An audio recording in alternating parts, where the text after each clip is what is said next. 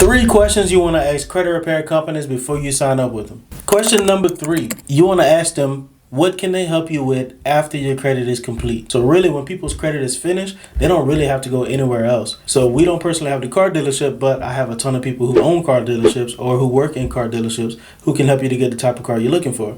Or I'm not a realtor, I do have a real estate company, but we have realtors who can help you to find the house that you want to purchase. We have lenders who can talk to you on the phone, get you pre-approved and see what kind of house you can get. And we also have the funding company. So if you have a business and you want to get funding for your business, we can help you to get business credit cards, lines of credit, loans. If you want passive income, we have passive income opportunities. So really, you want to ask them what else do they offer? Because if they do good service, you're going to want to work with them even further. And if they don't have other services, to me, that's a red flag. Because it seems to me, just from my perspective, that you might not ever think about me finishing my credit. That's why you don't have anything else for me to do after my credit is fixed. Because you don't think that I'm ever going to finish it in the first place.